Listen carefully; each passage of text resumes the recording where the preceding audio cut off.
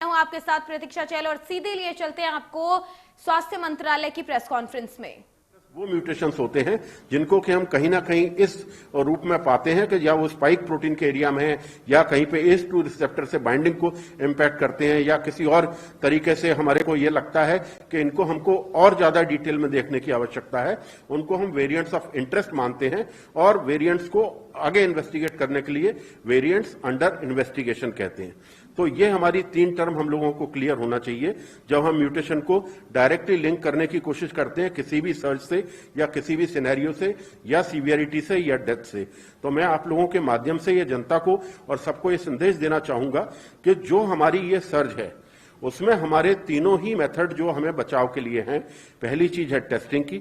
हमारे आज के जितने भी टेस्ट हैं, सर बैठे हुए हैं बलराम भार्गव साहब, वो डिटेल में बताएंगे कि हमारे सभी टेस्ट वेरिएंट्स के ऊपर भी उतने ही कारगर हैं जितने कि नॉर्मल SARS-CoV-2 के ऊपर हैं। नंबर 2 बात, हमारी ट्रीटमेंट स्ट्रेटेजी और पब्लिक हेल्थ मेजर्स दोनों एक रूप से काम करेंगे, चाहे वो वेरिएंट के ऊपर हो, चाहे म्यूटेंट के ऊपर, चाहे हमारा नॉर्मल SARS-CoV-2 के हो। हमारे पब्लिक हेल्थ मेजर्स के लिए कोई भी किसी भी किस्म का उसमें डेविएशन नहीं है। अगर हमको वेरिएंट से सर्ज मिलती है या नॉर्मल SARS-CoV-2 से जैसे हमको पिछले साल मिली है, उन सब के लिए हमारे पब्लिक हेल्थ मेजर्स वही हैं, क्लस्टर कंटेनमेंट, क्लस्टर का। तो यही सब मेथड्स हमको फिर से अपनाना। और तीसरा हमारा जो मुख्य चीज है, हथियार है, वो है कोविड अप्रोप्रिएट बिहेवियर और वैक्सीनेशन। दोनों ही चीज इस दोनों ही वायरस में, चाहे हमारा ये म्यूटेंट हो या आने वाले और भी म्यूटेंट अभी हमको देखने को मिलेंगे। हाँ, हम उसको क्लोजली मॉनिटर जरूर कर रहे हैं और जैसे जैसे इसके बारे में और जानकारी होगी हम सब लोग आपसे साझा करेंगे। धन्यवाद।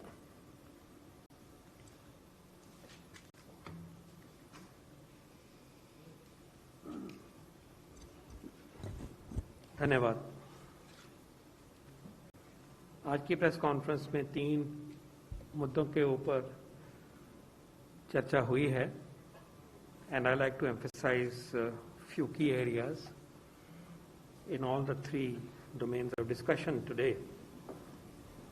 Firstly, वैक्सीन के उपलक्ष्य में बहुत सिग्निफिकेंट डेवलपमेंट हुई है कि वैक्सीन की एलिजिबिलिटी का दायरा बहुत बड़े स्केल पे बढ़ाया जा रहा है और ये अब इस तरह से संभव हो सका है कि हमारे वैक्सीन की उपलब्धता एश्योर्ड है, बहुत अच्छी है और आगे बढ़ रही है।